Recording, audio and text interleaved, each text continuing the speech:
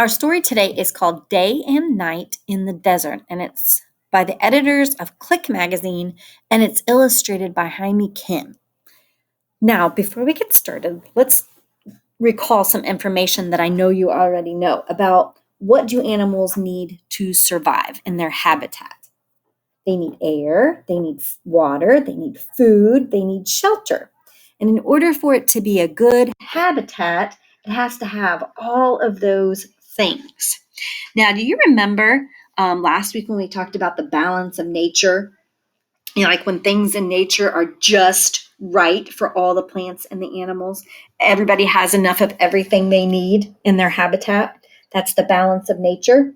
Well, there are some animals that eat only plants, and some animals that eat plants and insects, and some animals that eat other animals to survive.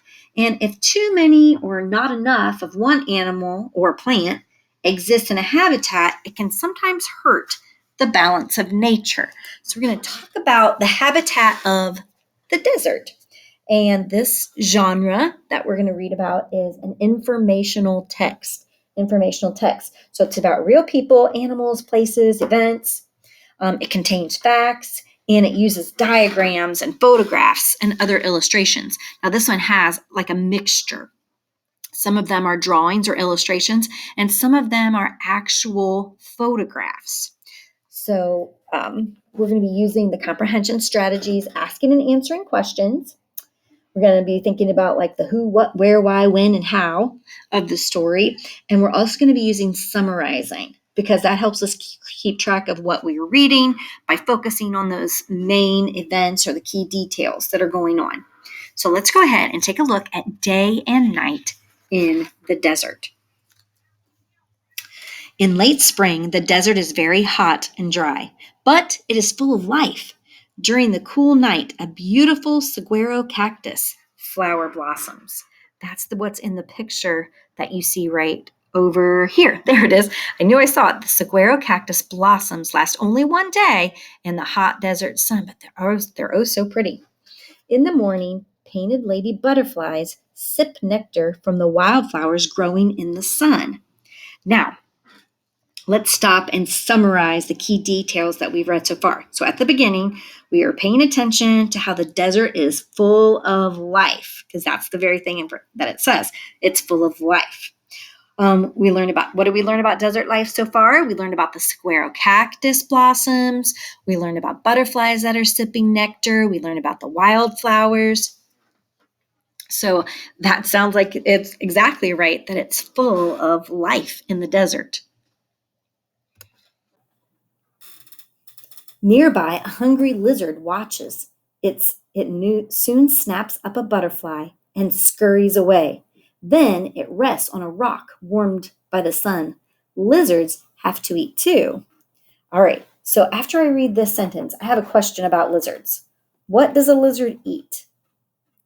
Well, he ate the butterfly, so I'm guessing that he probably eats like insects, right? I think that's probably my guess. So I'm going to take a look at some of the little insets here. It says the horned lizards hide by lying on wood and rocks that look like their skin. Hey, we read about the horned lizard in the book, What Do You Do with a Tail Like This? And he's the guy that can shoot blood out of its eyes to scare away predators too. Then we have this western whiptail lizard has long claws to dig for food and catch insects. Oh, okay, so that is what they eat. They eat insects. Collared lizards run on two back legs to escape danger. So he can stand up and just run away. That's pretty cool. A young snake slithers by very quietly. It strikes quickly and gobbles up the lizard. The snake won't be hungry for the rest of the day.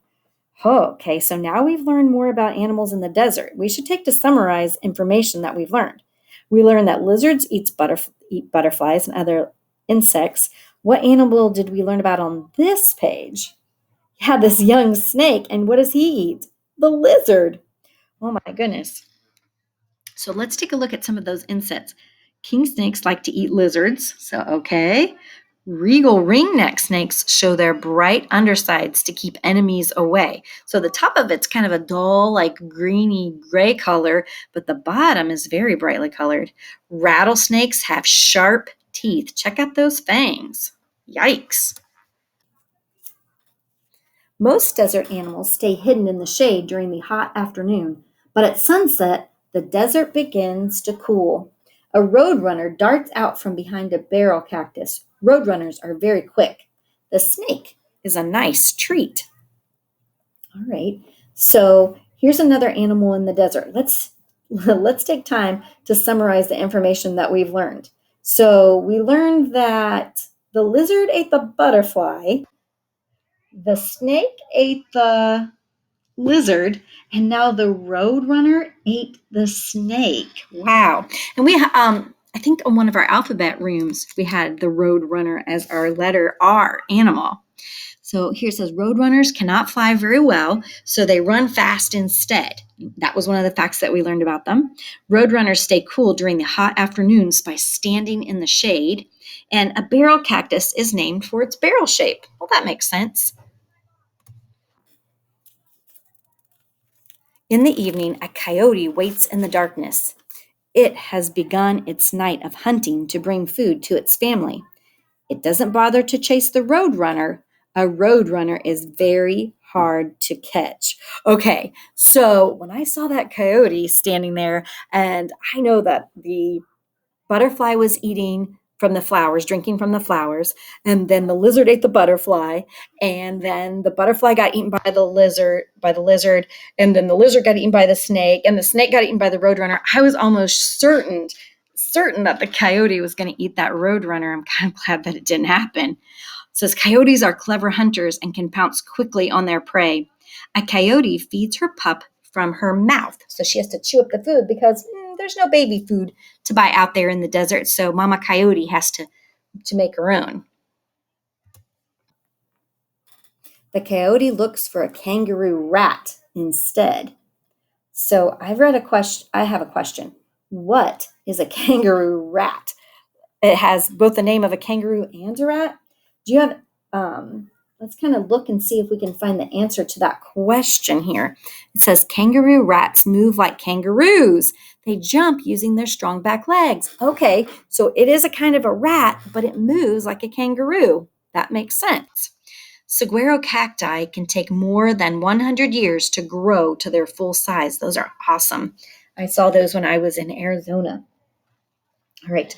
Under the desert moon, another saguaro flower blossoms. In the morning, a butterfly will sip nectar from wildflowers, and the search for food in the desert will begin again. That kind of sounds like it's going to go in a cycle, right? It just happens all over again every day.